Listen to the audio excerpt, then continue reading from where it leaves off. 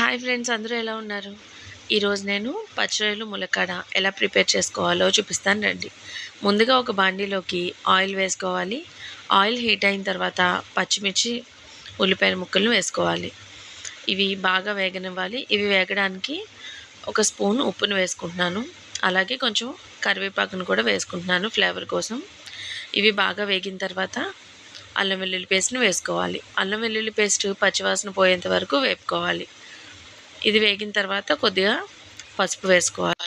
ఇప్పుడు కర్రీ గ్రేవీగా రావడానికి టమాటాలని మిక్సీలో వేసుకుని ఈ పేస్ట్ని నేను వేసుకుంటున్నాను.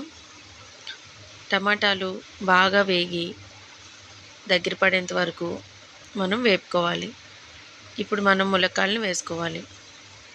ములక్కాడలు వేసుకుని 5 మినిట్స్కి ముందుగానే నేను పచ్చిరొయ్యల్ని ఆయిల్లో ఉప్పు పసుపు వేసుకుని వేపుకున్నానండి. వీటిని నేను దీంట్లో యాడ్ చేసుకున్నాను.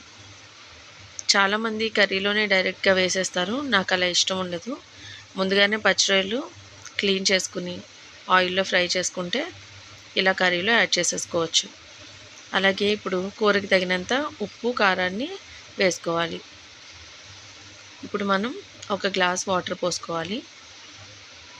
వీటన్నిటిని బాగా సిమ్లో పెట్టుకుని చక్కగా ఉడకనివ్వాలి. లాస్ట్లో కొద్దిగా గరం మసాలా వేసుకోవాలండి. ఎక్కువ వేసుకోవాల్సిన అవసరం లేదు.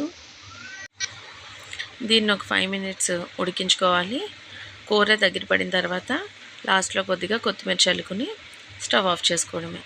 చాలా టేస్టీగా వచ్చిందండి. మీరు కూడా ఒకసారి ట్రై చేసి చూడండి. ఈ రెసిపీ కనుక మీకు నచ్చినట్లయితే నా ఛానల్ని లైక్ చేయండి, షేర్ చేయండి, సబ్స్క్రైబ్ చేసుకోండి. Thanks for watching.